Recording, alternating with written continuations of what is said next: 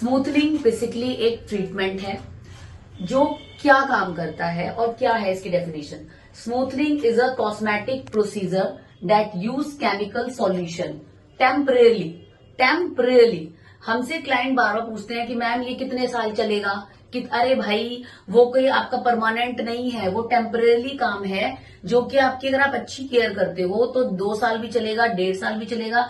अगर आप केयर नहीं करते तो वो 2 महीने में भी खत्म हो जाएगा और आपकी रीग्रोथ पे डिपेंड करता है कि आपकी रीग्रोथ कैसी आ रही है।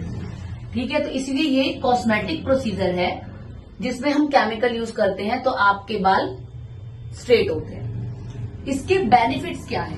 बेनिफिट्स में आता है रिड्यूस फ्रीजीनेस, यानी कि जिसके बाल फ्रीजी होते हैं ज्यादा तो उसकी ये फ्रीजीनेस को कम करेगा। सिल्की एंड शाइन, आपके बालों को सिल्की बनाएगा और शाइन करेगा। नेचुरल टेक्सचर, जो आपके बालों का नेचुरल टेक्सचर है ये उसको हल्का सा और शाइनेबल और स्ट्रेट करेगा। रीस्टोर डैमेज, जो आपका डैमेजनेस है बालों में उसको ये रीस्टोर करेगा, कम करेगा। देन आता है टॉपिक डू और डू नॉट, यानी कि हमें ये किस पे करना चाहिए और किस पे नहीं करना चाहिए। तो हमें ये कर्ली हेयर, जिसके ज्यादा कर्ली हेयर हैं, थिक हेयर जिसके मोटे बाल हैं, डिटेंगल यानी कि ज्यादा उलझते हैं, कई क्लाइंट बोलते हैं कि ज्यादा बाल हमारे उलझ रहे हैं, तो ये उस डिटेंगल हेयर को कंट्रोल करेगा। फ्रीजीनेस, जिनके बाल फ्रीजी हैं, एक होता है डैमेज, एक होता है फ्रीजीनेस। डैमेज और फ्रीजीनेस में भी डिफरेंस है। डैमेज यानी होता है कि केमिकल से वो बाल बेकार हो चुके होते हैं, ज्यादा वो लोग केमिकल यूज करते हैं या कोई उनकी इंटरनल प्रॉब्लम होती है, उस वजह से भी उनकी स्कैल्प में प्रॉब्लम होती है तो उस वजह से भी बाल डैमेज हो जाते हैं। और फ्रीजीनेस यानी कि हम कोई प्रोडक्ट अच्छा नहीं यूज कर रहे, जिस वजह से हमारे क्या हो रहे हैं, बाल फ्रीजी हो रहे हैं, सब हमारे बालों में से स्मूथनेस खत्म हो गई है, जिसके लिए हम क्लाइंट को ज्यादातर मास्क का हम रिफर करते हैं कि आप मास्क अच्छा यूज करो। फिर आता है डू नॉट, किस पे नहीं करना चाहिए। कैंसर पेशेंट, जिन पेशेंट्स को कैंसर है उन पे हम नहीं करेंगे। पोस्ट प्रेगनेंसी, जिसकी प्रेगनेंसी जस्ट अभी हुई है लेकिन अगर वो फिर भी कह रही है तो कम से कम 4 से 5 मंथ का गैप देना है। मोस्ट थिन हेयर, जिसके बाल बहुत पतले हैं, आप पहले ही मना कर दो मैम आपके बालों पे स्मूथनिंग मत कराइए, पहले आप अपने बालों का वॉल्यूम बढ़ाइए उसके बाद स्ट्रेट होंगे। मोस्टली केमिकल ट्रीटेड हेयर, जिनके बालों पे ज्यादा बार हो चुका है, जो पहले ग्लोबल बहुत बार करा चुके हैं, हाईलाइट्स ले चुके हैं, जिनके बालों पे दिख रहा है ब्लॉन्डिंग बहुत यूज की हुई है या उन्होंने 102 बार स्मूथनिंग करा दी फिर भी चाह रही है कि वो बार बार करें, तो उनको हम क्लियर मना कर देंगे। ओके, यहां तक टॉपिक। अब बारी आती है रिजल्ट की, कि किस क्लाइंट के ऊपर, किस हेयर के ऊपर कैसा रिजल्ट आता है। जरूरी नहीं है कि स्मूथनिंग का रिजल्ट हर हेयर पे एक जैसा है, ये हमें क्लाइंट को भी समझाना है कि मैम अगर आपके बाल हल्के से वेवीनेस में है, जैसे कि मेरे भी दिखते हैं ऊपर से स्ट्रेट है बट नीचे से वेवीनेस है, कर्लीनेस है, तो मेरे बालों पे ऐसा रिजल्ट आएगा।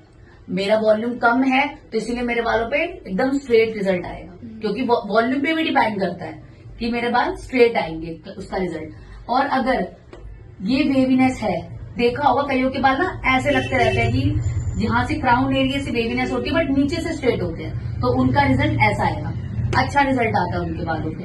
और अगर किसी के बाल स्कैल्प से ही बिल्कुल ताड़ कमाई जैसे हैं, बहुत ज्यादा फ्रीजीनेस है, बहुत ज्यादा कर्ली टेक्सचर है स्कैल्प से लेके एंड तक, तो उनके बालों पे वेवीनेस के साथ ही रिजल्ट आएगा। स्ट्रेट उनके बालों पे रिजल्ट नहीं आएगा क्योंकि उनके बाल ऑलरेडी वॉल्यूम बहुत ज्यादा है, वो भी फ्रीजीनेस के साथ, तो उनके बालों पे हल्की सी वेवीनेस के साथ रिजल्ट आएगा। बाल स्ट्रेट भी होंगे, शाइन भी आएंगे, बट हल्की सी वेवीनेस रहेगी, वो 100% स्ट्रेट नहीं होंगे। फिर आता है स्ट्रेट हेयर, जिसके ऑलरेडी स्ट्रेट हेयर है, अगर वो स्मूथनिंग कराता है सीधी लाइन की तरह उनके बालों पे रिजल्ट आएगा। तो समझ में आया कि हर क्लाइंट पे, हर हेयर पे रिजल्ट अलग आएगा।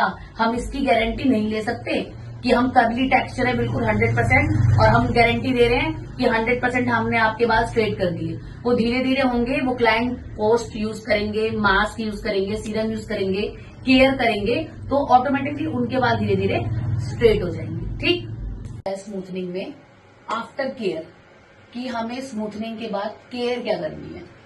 तो सबसे पहले क्या करना है, मोस्ट हीट, यानी कि जो हीट वाले हमारे स्टाइलिंग टूल्स होते हैं या हीट वाले कोई प्रोडक्ट्स होते हैं वो आपको यूज नहीं करने। ठीक है, डू नॉट टाइट टक योर हेयर, आपको अपने हेयर को टाइटली टक नहीं करना।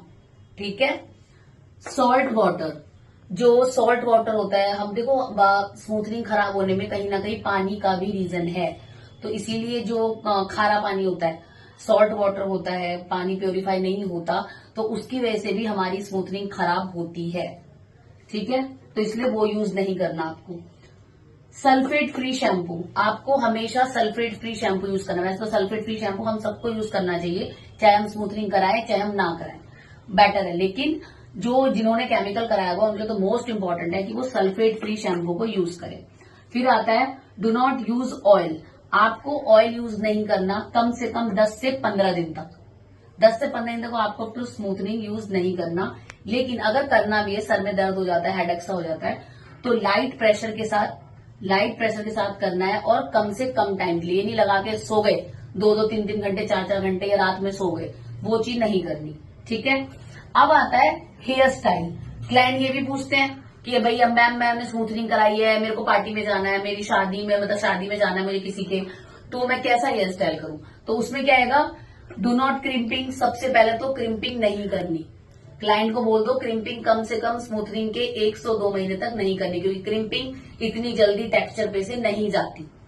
फिर उसके बाद आता है without heat do here style. आप कोई भी हेयर स्टाइल कर रहे हो तो कोशिश करो 15 दिन तक, एटलीस्ट 15 से 20 दिन तक, कि हीट वाला कर्ल्स मशीन हो या फिर क्रिम्पिंग। तो पहले ही मैंने बोल दिया स्ट्रिक्टली मना कर रही हूँ, कर्ल्स भी नहीं करने। ठीक है, उसके बाद आप आता है कर क्या सकते हो। तो कर क्या सकते हैं, अगर आपकी क्लाइंट ने साड़ी वेयर की है तो आप क्या करोगे, साइड ब्रेड बना दो या ट्विस्टिंग कर दो। फिर उसके बाद आप हल्की सी प्रेसिंग करके शॉर्ट आउट कर दो। उसके बाद अगर वेस्टर्न ड्रेस पहनी है तो वेस्टर्न ड्रेस में क्लाइंट को सजेस्ट कर सकते हैं, हाई पोनी बहुत अच्छी लगती है, आप हाई पोनी कर लीजिए और उसके बाद हल्की सी प्रेसिंग रख लीजिए, वो भी बहुत अच्छा लगता है। सेल्फ अगर है कि मुझे सेल्फ के लिए करना है या क्लाइंट को भी पसंद है, तो बन बना लो, जैसे मैसी वाले बन्स होते हैं, हल्के हल्के फिंगरिंग करके उसकी इस तरह से। और उसके बाद लूज बैक कॉमिंग का यूज कर सकते हो। अगर आपको बन स्ट्रेट, क्योंकि स्मूथनिंग वाले हेयर बहुत सिल्की होते हैं तो उस पर नहीं हो पाता है बन बनाना, तो लूज बैक कॉमिंग हेल्प, आप बैक कॉमिंग की हेल्प से हल्का हल्का करके एक अच्छा खासा बन बना सकते हो। Heat protector use always. आप कोई भी हेयर स्टाइल अगर आपके माइंड में चल रहा है करना है तो आप हमेशा हीट प्रोटेक्टर का यूज करोगे पहले। ओके।